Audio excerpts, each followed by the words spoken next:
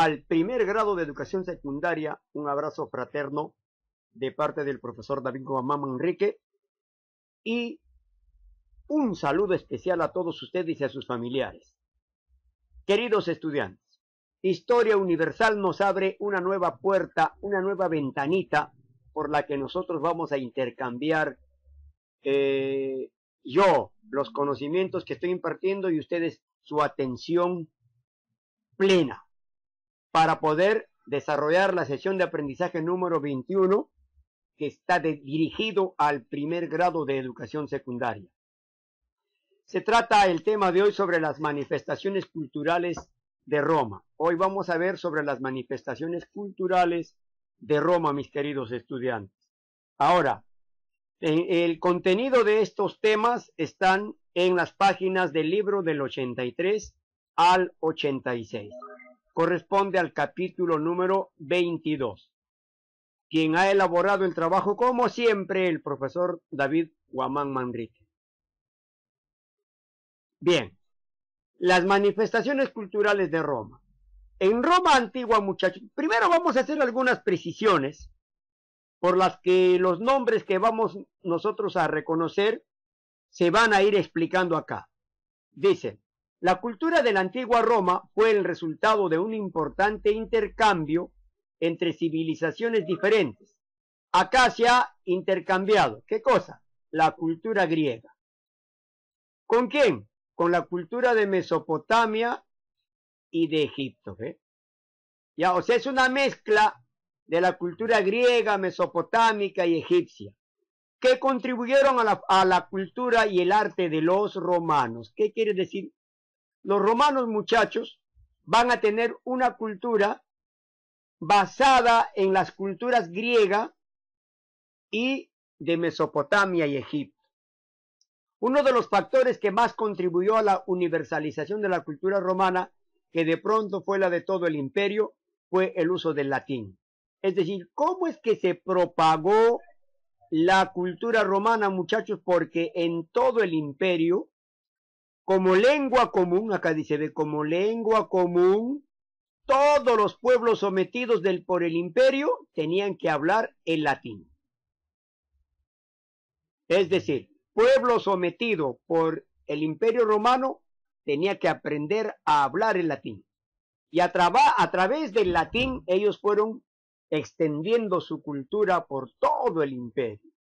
Ahora hay que recordar que ha juntado a la cultura griega, a la cultura mesopotámica y a la cultura egipcia para formar su propia cultura. Y basado en el latín, el idioma que hoy en día ya no se usa, el latín no está usándose, pero sí, muchachos, ha sido base para las diferentes lenguas o idiomas que hay en Europa, ¿no? En base al latín surgen los demás idiomas en Europa, especialmente la italiana, ¿no? La italiana, el idioma italiano. Bien, entonces, considerando que la cultura romana es mezcla, fusión de las culturas griega, mesopotámica y egipcia, entonces este es el resultado de la cultura romana en base al latín. ¿Y cómo es que se ha irradiado la cultura romana? A través de las conquistas territoriales y sometimientos de los pueblos, más la aplicación como idioma general o como lengua común, el latín. Con el latín se pudo propagar la cultura romana por todo el vasto imperio romano. Ahora comenzamos las manifestaciones culturales de Roma, muchachos. La literatura romana, ya, aquí dice, la literatura romana, aunque la literatura romana tomó muchas ideas e imitó el estilo griego, ya ha imitado el estilo griego, escribió sus obras en su propia lengua. ¿En qué? Si es la propia lengua, ¿en qué? En el latín. Todas las obras romanas han estado escritas en latín. Lengua muerta en la actualidad, ¿ves? O sea, el latín ya hoy día no se usa, pero que tuvo una enorme vigencia histórica durante la Edad Antigua y medieval. La época dorada de la literatura romana esto hay que tomar en cuenta, ¿ya? Cuando se habla de la época dorada, comparada al oro, ¿ya? Al oro de la literatura romana, se ha vivido bajo el gobierno de el primer emperador de Roma. ¿Quién fue el primer emperador de Roma? El primer emperador fue Augusto Octavio. Durante la instauración del imperio bajo el gobierno del emperador Octavio Augusto, o llamado también Octavio Augusto César, o también llamado imperatores, ¿se acuerdan, no? Imperatores, o príncipe, ¿no? Príncipe, el principal. Entonces, durante la época de Augusto, la literatura romana brilló y entra en la edad de oro. Características. Primera característica, la tradición griega está presente en todas las manifestaciones literarias latinas. No hay, pues es decir, el estilo griego, la tradición griega siempre está puesta de manifiesta en las literaturas latinas de Roma. El arte y la literatura son instrumentos ideológicos al servicio del Imperio Romano. Ahora, a través del arte y de la literatura, el Imperio Romano, muchachos, también ha dominado a todos los pueblos conquistados. ¿Ya? Entonces, ha sido una herramienta de dominio también el arte y la literatura romana. Ahora, la literatura latina o romana incluyó géneros ya existentes, o sea, ya existían esos géneros, ¿no? Y aportó novedades esenciales como la fábula, es decir, ellos inventaron la fábula, la retórica, la retórica y la oratoria, ¿ya?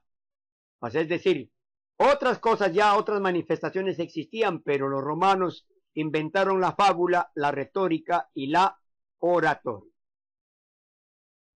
Ahora, muchachos, etapas de la literatura romana. ¿Cuáles son las etapas de la literatura romana? Veamos. Desde los orígenes de Roma hasta el contacto con el mundo griego. Roma desarrolló una literatura, muchachos, primaria, una literatura primitiva, antes de conocer la literatura griega o a la cultura griega.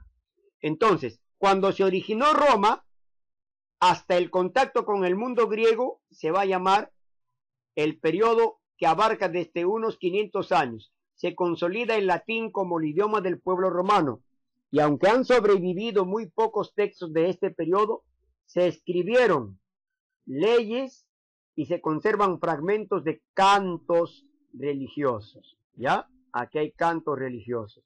Entonces, desde los orígenes de Roma hasta el contacto con el mundo griego, en la literatura primitiva, literatura antigua romana, se han escrito leyes y se han escrito cantos religiosos, ¿ya? Cantos religiosos. Desde el siglo III hasta el fin de la República, ya había influencia de los griegos ya. Aquí este periodo se caracteriza por el encuentro, ¿ve? El encuentro con la cultura griega, que los romanos adoptan de múltiples maneras, desde el derecho y la filosofía hasta la manera de hacer literatura. El derecho griego, la filosofía griega, la literatura griega, lo mezclaron a su propia literatura.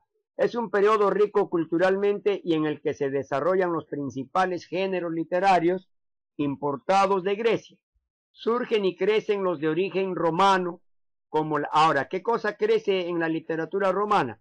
El origen romano es la sátira, la historia y la retórica. ¿Ya?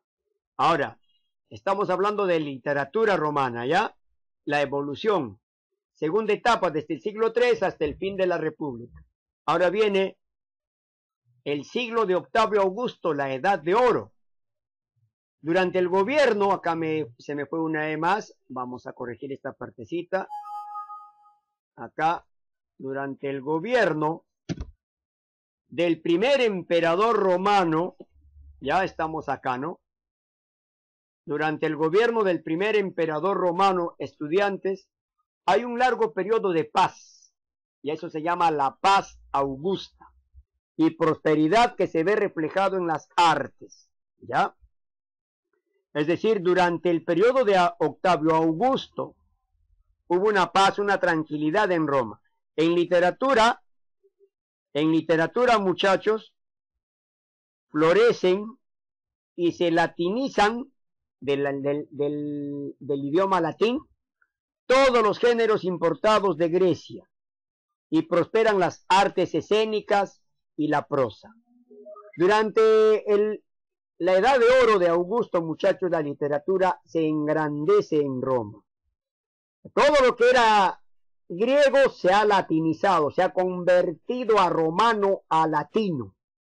Y además ahí prosperan las artes escénicas y la prosa. Es considerada la edad de oro de la literatura romana, pues durante la paz augusta desarrollan su obra poetas como Virgilio, Horacio, Ovidio, Tibulio y prosistas como Tito Livio y Vitruvio. Ahora, en el periodo postclásico, o sea, después del clásico, desde la muerte de Augusto hasta la caída del imperio. Es decir, muere Augusto, empieza otro periodo llamado el postclásico. Es un periodo en el que la literatura romana se libera en parte de la influencia dominante de la cultura griega, o sea, es decir, ahora sí, y se desarrolla con una mayor libertad temática. ¿Qué quiere decir esto, muchachos? Acá ya se separa en el periodo postclásico, chau, ¿qué cosa? Chau, cultura griega. La influencia de la cultura griega en el postclásico queda fuera. Netamente va a surgir ahora una literatura netamente romana.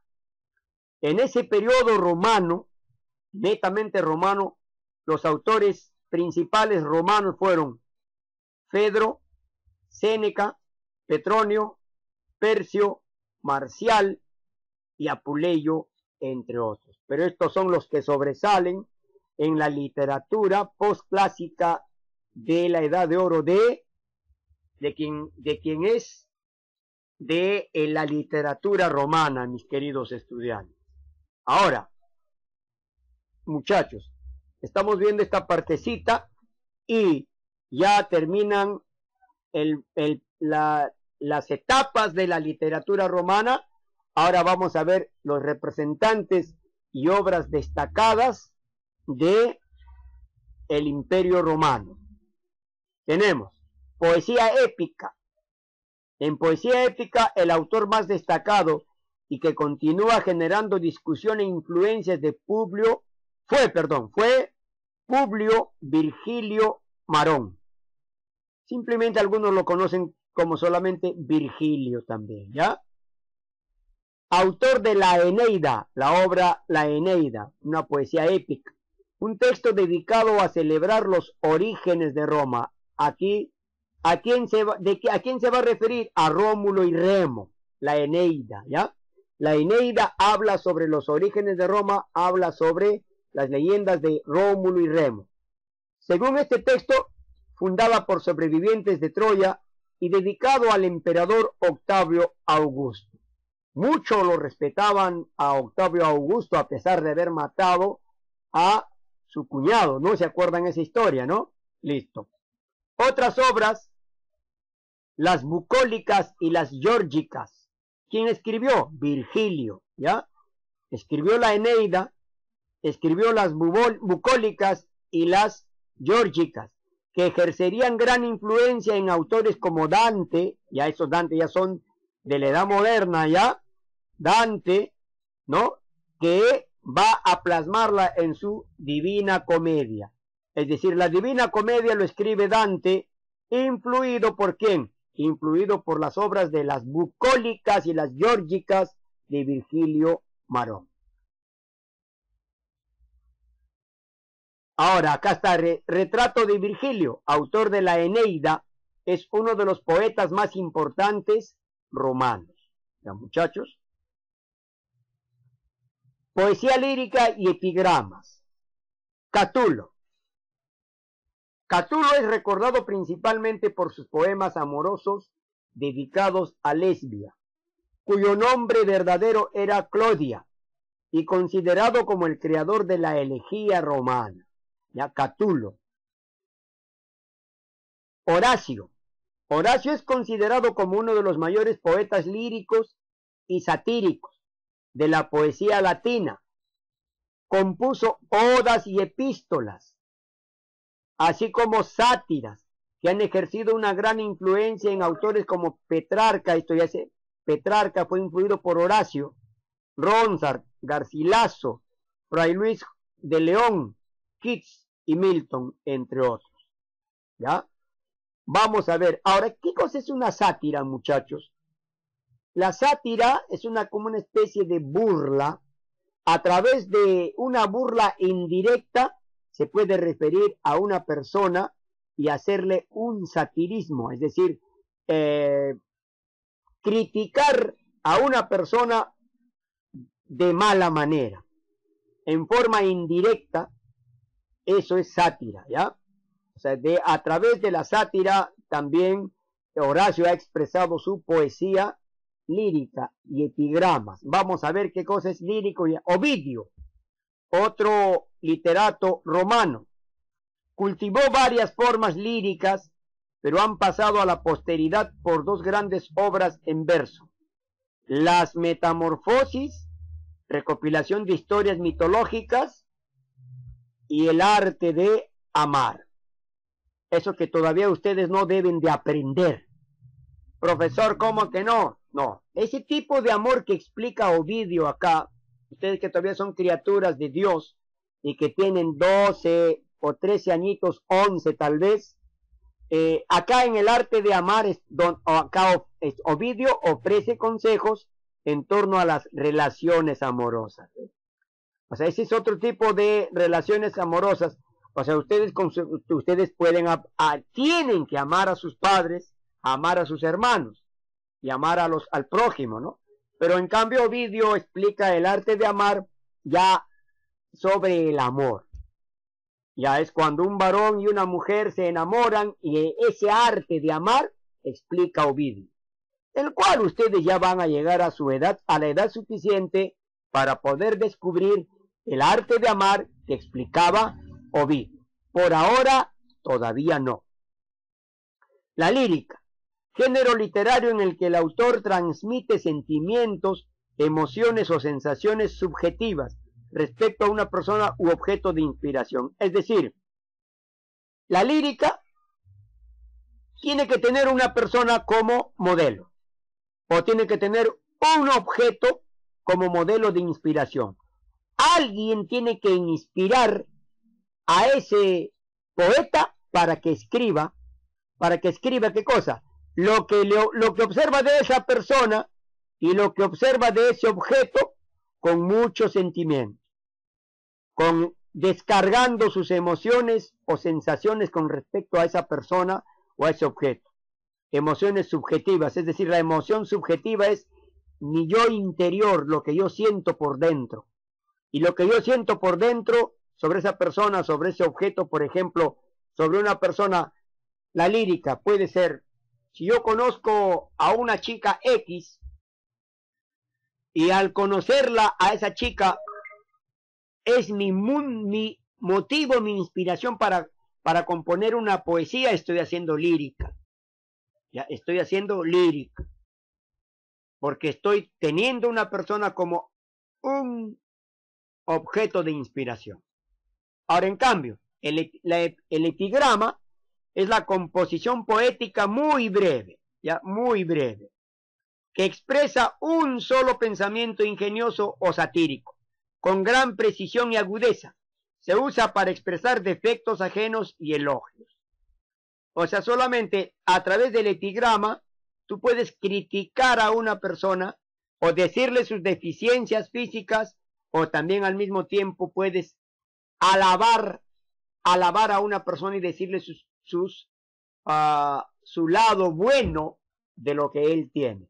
Eso se dedica el epigrama, ¿no? O sea, la lírica, sentimientos y emociones subjetivos de tu yo interior sale con respecto a una motivación, que puede ser una persona o un objeto.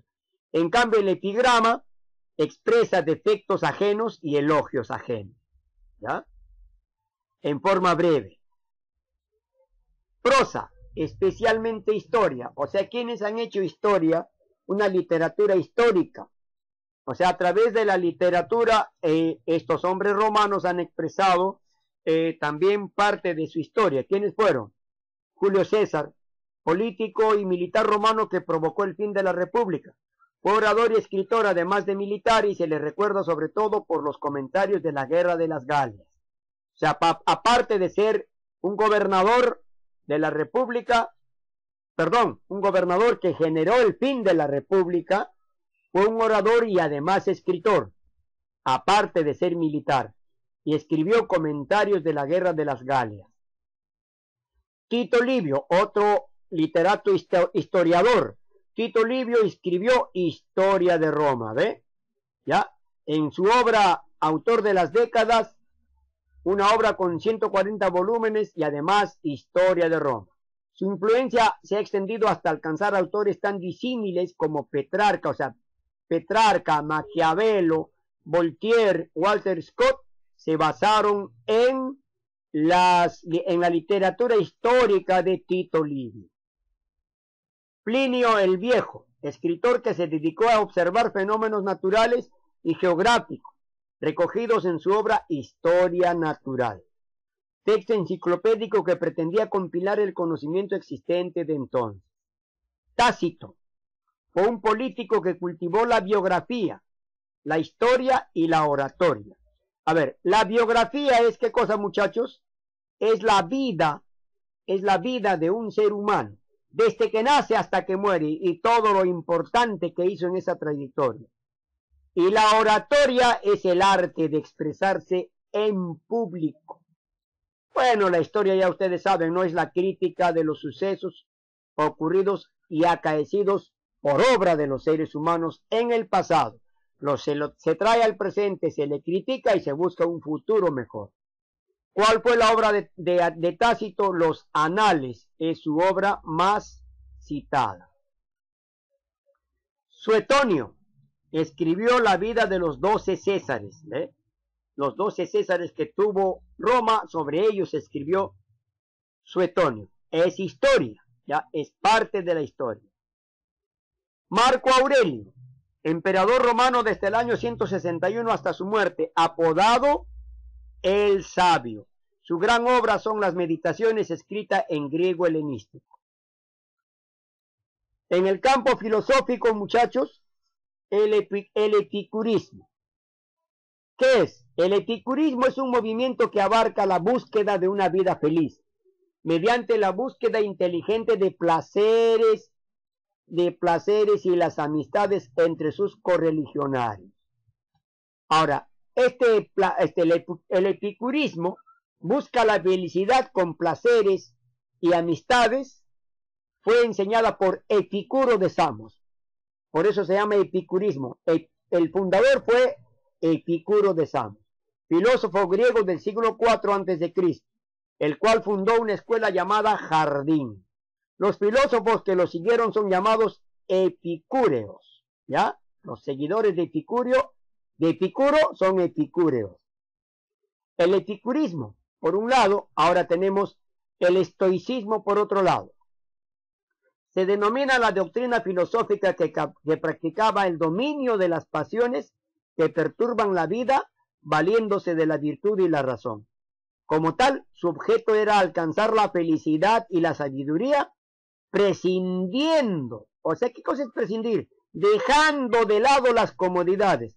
Llega a la felicidad y a la sabiduría, deja las comodidades, deja los bienes materiales, deja la fortuna, deja los placeres, deja las amistades, deja todo y sé feliz. No tengas placeres, no tengas amigos, no tengas comodidades, no tengas bienes materiales, no tengas fortuna, no tengas nada y sé feliz. Eso es estoicismo. O sea, por eso se dice que ese hombre es un estoico. ¿Estoico por qué? porque se priva de todas las cosas materiales, se priva de todas las fortunas y a pesar de ser misio, sin fortuna y sin tener nada, es feliz. Eso es estoicismo, muchachos. El representante del epicurismo, Epicuro de Samos. El de estoicismo fue Zenón, ¿ya? Su fundador fue Zenón, aquí está Zenón, ¿ya? Zenón. Ahora, filósofo del epicurismo. Hubo un solo filósofo que trascendió y encontraron sus obras filosóficas, y ese fue Lucrecio o Tito Lucrecio Caro. Aquí debe estar separado, aquí, ¿ya? Separado. Tito Lucrecio Caro. Nos ha legado el poema didáctico de Rerum Natura, sobre la naturaleza de las cosas, que defiende la filosofía atomista, o sea, la filosofía atómica. ¿De quién? De Demócrito y de Epicuro. ¿Ya? Lucrecio o Tito Lucrecio Caro, filósofo seguidor de Epicuro. Filósofos del estoicismo, de los que dicen, deja todo, deja placeres, deja materiales, deja fortuna y sé feliz. Oh, pero ¿quién sin fortuna puede ser feliz?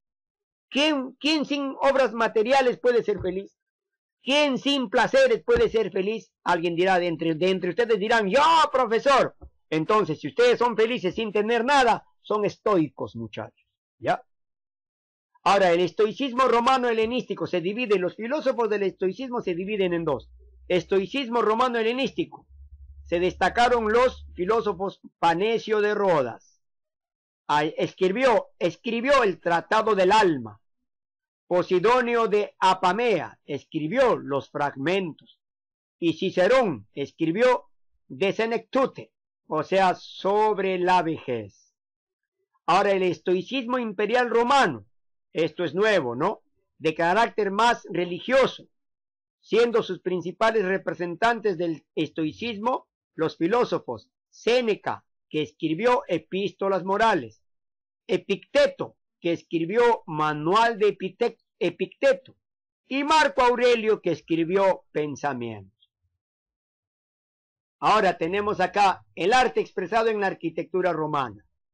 En la arquitectura romana usaron el mármol, la piedra, el ladrillo y el hormigón para darle solidez.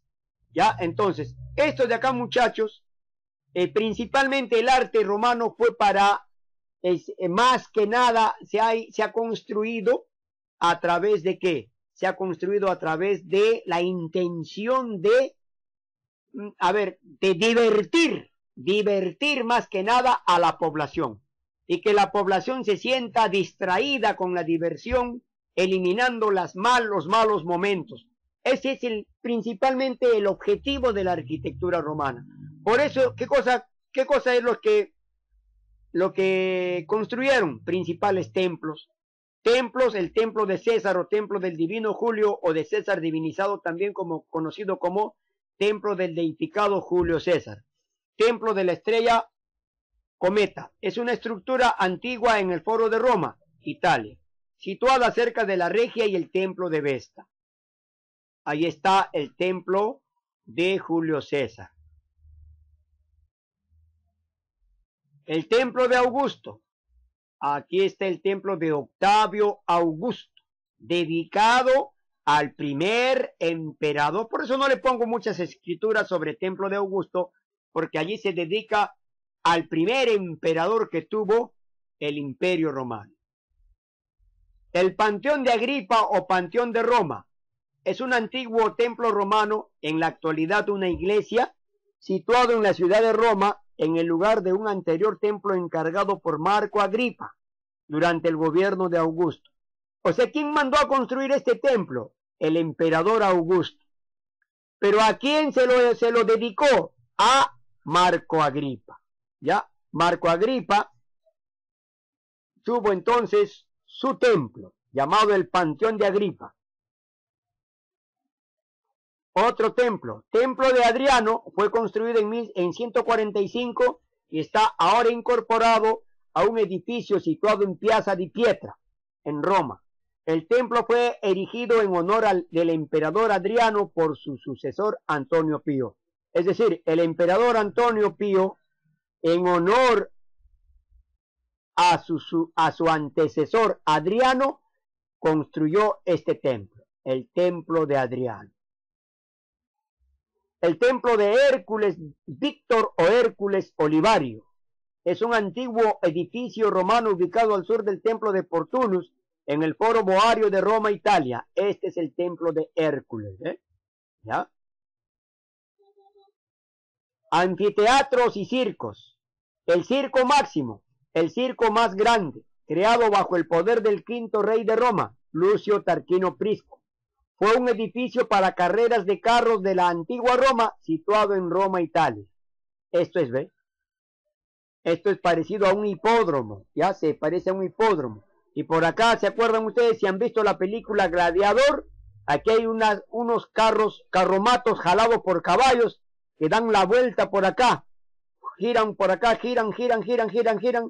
Y el que mayor vueltas da sin ser destruido, ese es el ganador, ¿no? O sea, el que da mayor, no importa que dé una sola vuelta, 2 o 3 o 4, pero de entre todos los carruajes que participaban, el único que quedaba en pie, ese era el ganador en el circo máximo. Ahora, el Coliseo es un gran anfiteatro que data del Imperio Romano, construido en el primer siglo en el centro de la ciudad de Roma. En la antigüedad tenía una capacidad de entre 40.000 y 70.000 espectadores, con 80 rangos de asedio. Este es el Coliseo romano. Dentro del Coliseo romano, ahí habían luchas de gladiadores, ¿no? ¿Y quiénes eran los gladiadores? Los hombres más fuertes de Roma, algunos que eran esclavos, y como eran muy fuertes, los convertían en gladiadores. ¿Y de qué manera conseguían su libertad de estos gladiadores? O sea, salían de la esclavitud, los convertían en gladiadores. Y si estos gladiadores o se enfrentaban a otro gladiador y lo mataban, este que ganaba quedaba libre. O en su defecto, soltaban leones, soltaban tigres o animales, y si ganaba a los animales y a las fieras, era libre este gladiador. Las termas romanas, termas como vemos, zonas calientes, o baños romanos, ¿no? Las termas romanas eran recintos públicos destinados a baños típicos de la civilización romana, para que se bañen. En las antiguas villas romanas los baños se llamaban balmes o balneum, o también, y si eran públicos, o sea, los privados eran balmes o balneum, y los públicos termas, termae o terma. Las termas de Caracalla, otro emperador, ¿no? El emperador Caracalla tuvo su terma, ¿ve? Esta es la terma construida para el emperador Caracalla. Las termas de Diocleciano, otro emperador. Ese es su terma, es más hermoso que la de Caracalla, ¿no? Muy hermosísimo, ¿ve? Una gran piscina en donde podía bañarse Diocleciano, sus familiares, y lo que Diocleciano permitía a que se bañen en esa terma. Los arcos romanos. Estos arcos de triunfo son obras de arte que conmemoran una victoria o una serie de victorias logradas por los emperadores o pretores, libradas y obtenidas en las guerras. ¿Qué quiere decir? Cada arco tenía una historia, dedicado a un general pretor. Hay que recordar que un general pretor también era un cónsul y era un líder romano. Si este general pretor, cónsul, o también emperador, y los emperadores, por ser emperadores, también dirigían ejércitos y libraban guerras, vencían a un pueblo, a un determinado enemigo, entonces en honor a ese líder pretor, líder emperador militar, le construían un arco. Entonces los arcos eran manifestaciones históricas de hombres importantes que lograron de victorias en guerras. A ver, principales arcos. Arco de Caracalla, acá está. Arco de Marco Aurelio, ahí está. El arco de arco de Trajano, este es el arco de Trajano, ¿ve? El arco de los Sergios. El arco de Medinaceli, ahí está. el arco de dativo Víctor. Ahí está. En el Perú, muchachos, en la ciudad de Huamanga existe un pequeño arco, parecido a los arcos del triunfo de los romanos. Igual también en la ciudad del Cusco existe un arco pequeño, ¿ya? Estos son arcos que conmemoran la victoria de las guerras de los emperadores y de los líderes pretores militares. El Foro Romano, zona central semejante a las plazas centrales en las ciudades actuales, donde se encuentran las instituciones de gobierno. Estaban el mercado, estaba la iglesia, estaba, también, ¿qué estaban? Estaban, allá, acá no he puesto, ¿no? Ahí sí está, iglesias, el mercado y las instituciones más importantes del gobierno. O sea, actualmente, en la actualidad se parecen a una plaza de armas, ¿ya? Ese fue el Foro Romano. Plaza de armas o Foro Romano construido en el corazón de Roma. Y acá está el Foro Romano, hermosísimo, ¿no? Aquí están las principales casas de los gobernadores, acá hay una iglesia con una cúpula, ¿no? Y todos los lugares que concentraban la mayor atención de la ciudad. Ese era el Foro Romano. Bien, estudiantes, hemos visto lo esencial de la cultura romana. Esta cultura romana que se ha desarrollado a través de los años, ¿no? Y vemos también acá, allá, el derecho romano. Se llama derecho romano al ordenamiento jurídico, o sea, ley, que regía la sociedad de la antigua Roma, desde su fundación en el año 573 a.C. hasta la caída del imperio en el siglo V después de Cristo, aunque permaneció en uso en el Imperio Romano Oriental, llamado Bizancio, hasta 1453. Gracias a la fuente obtenida del que estamos mencionando acá, bajito, fuente, concepto de derecho romano, etc. Ahora, fue compilado en su conjunto en el siglo VI por el emperador bizantino Justiniano I. ¿Saben dónde lo compiló? O sea, todas las leyes del derecho romano lo compiló en un libro llamado Corpus Iuris Civilis, o el Cuerpo de Derecho Civil.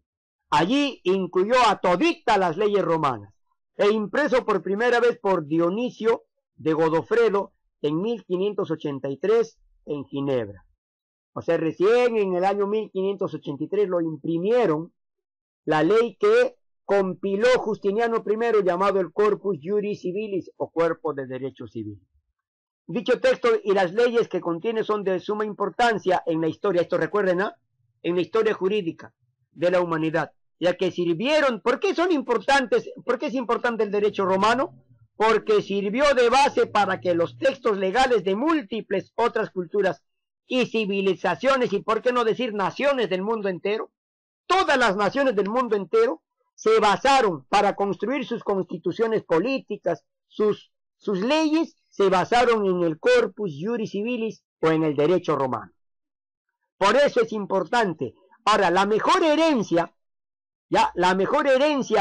que nos dejó la cultura romana es el derecho. O sea, es decir, esta es la mejor herencia de Roma. ¿Cuál es la mejor herencia de Grecia? La democracia. ¿Ya? A Grecia se le respeta por la democracia.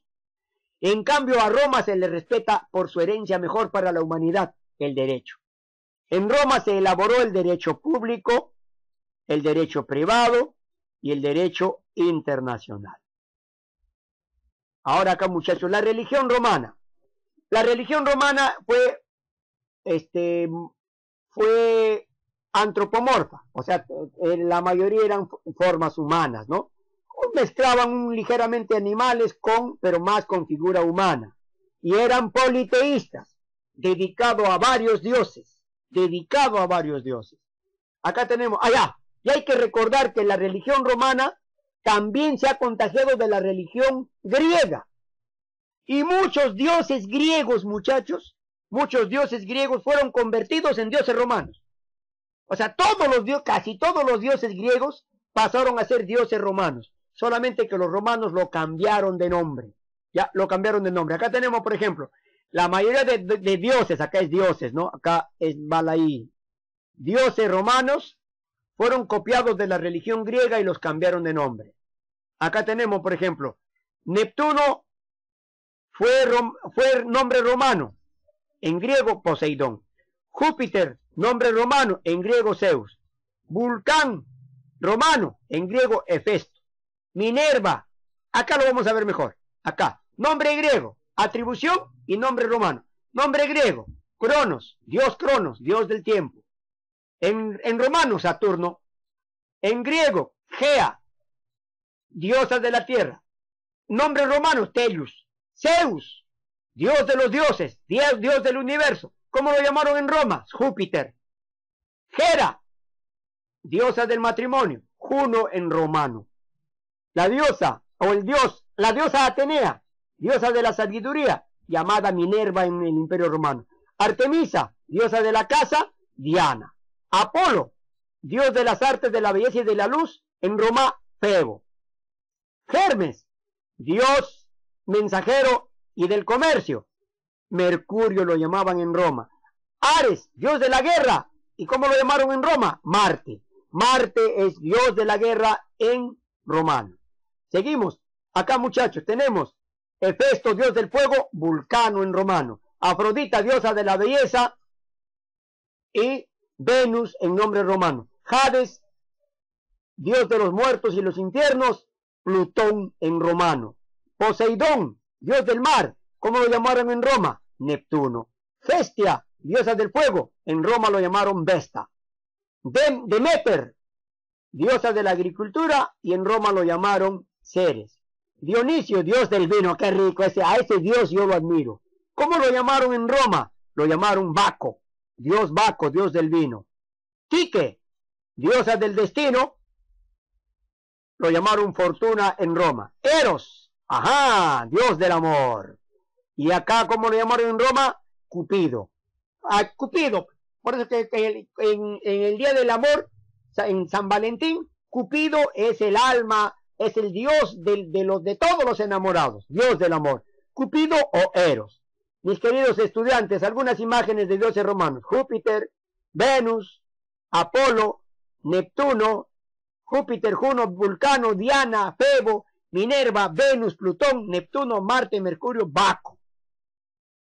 Queridos estudiantes, trabajo de extensión, crear 2 mapas conceptuales con todos los datos de las diapositivas. Se pueden imprimir y algunas pegarlas al cuaderno para completar este trabajo. Acabado, le toman foto y lo envían el lunes 21 de septiembre de 10 a 10:30. Hoy mismo desarrollan las prácticas de la página 86, 85 y 86. Un abrazo fraterno, mis queridos estudiantes, y será hasta la próxima oportunidad. Cuídense mucho, estimados alumnos.